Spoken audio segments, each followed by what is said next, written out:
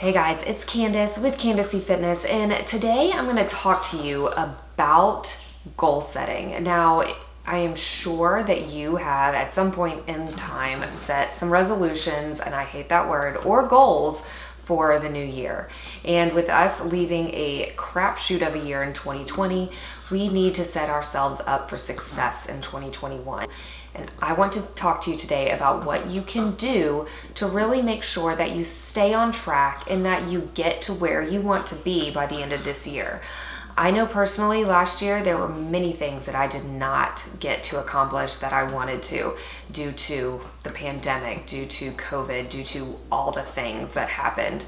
And I feel like a lot of people are in that boat as well. So why don't we use what we didn't get last year as motivation to propel us into an even better outcome in 2021. So let's go ahead and talk it through. I'm going to provide you with some steps that you can take on how to think and how to really set yourself up for success this year. First, I want to talk about how you want to set or what these goals should look like. So you want to break down all 5 categories of life in a sense. And you could have more than this, but the main ones are going to be financial, they're going to be relational, they're going to be health and wellness related, professional, and then also spiritual. Now, spiritual, just FYI, does not mean that you have to be any sort of religion or anything like that, but more or less that you are looking for something, whether it's the universe, whether it's God, whether it's whomever that you are comfortable with, that you're looking to something higher to make yourself feel better and really work on that mindfulness side of it in a sense.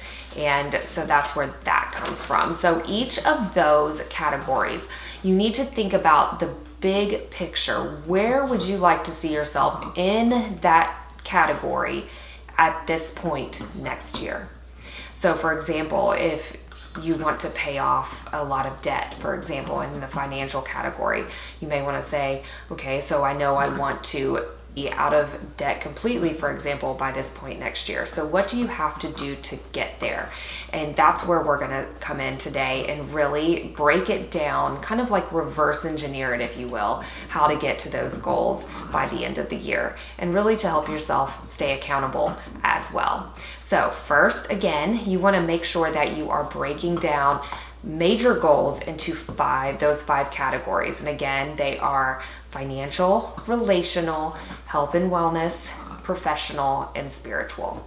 So number 2, the next step is going to be to break down each one of those goals into sub-goals by quarter. So you want to think about what you need to do each quarter to get you a little closer to that big goal that you set for yourself. Sorry about my dog. That you set for yourself. And you want to think about these in the best way possible. So let's use that debt example again. So you want to pay off debt, and say you have $20,000 in debt. So you know that each quarter you need to try to, let's just say, pay off $5,000 of it to get to that point. So those are your quarterly goals, and then we'll break it down even more from that. So you know that what your goals are, but then you also have to start thinking about how you're going to get to that point and make it happen, and that's where the next step comes in.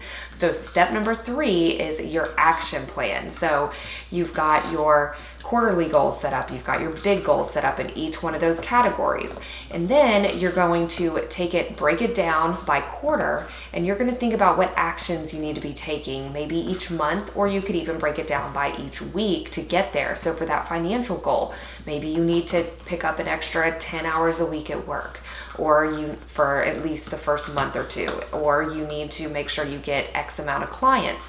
Whatever it is, you write that down next. So you're reverse engineering those steps, and then that's going to help you stay consistent and kind of check off boxes, as you will, to get you to where you want to be again at the end of the year. So break it down a little more with action steps for each quarter. And you can really think, or you can bring someone else in as an accountability partner or in some way to help you get on track all year long and really stick with it.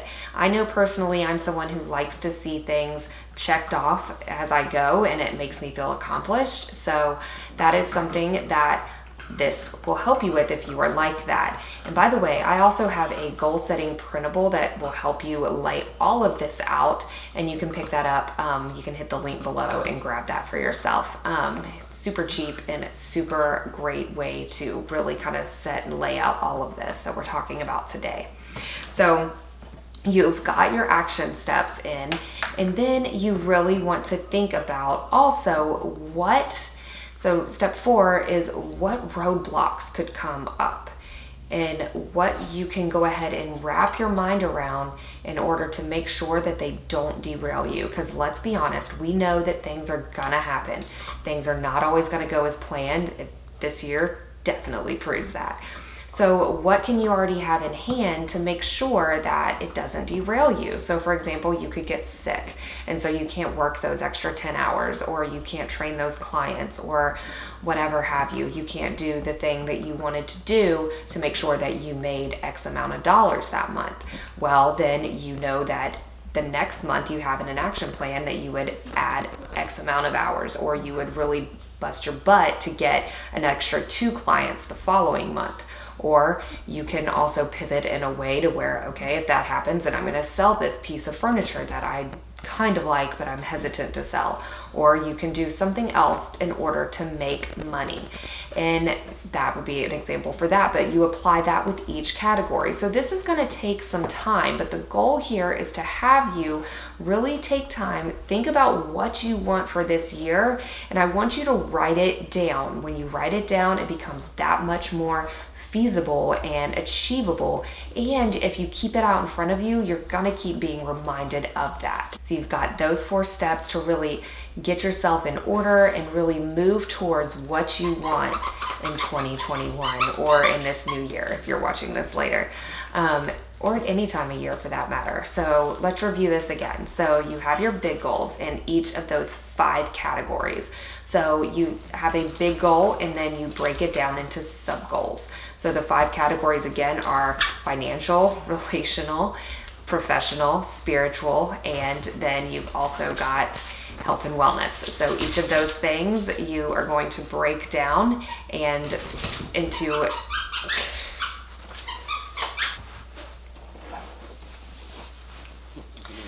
y'all had a little interruption here. So anyways, you are going to break down each of those things into your sub goals, and the sub goal is going to then be broken down into action steps to get there. And you can break it down as detailed as you want. You can make it weekly, you can make it monthly, but you want to make sure that you have an action plan in place for you to get to those quarterly goals. And if you need any help with this, again, you can download my quarterly printable. That is in the link below the video, and I am also here to help. If you have any questions, please let me know. I would love to help you get to where you want to be in 2021. Once again, y'all, I'm Candice with Candice Fitness. This is Colin, and have a great day.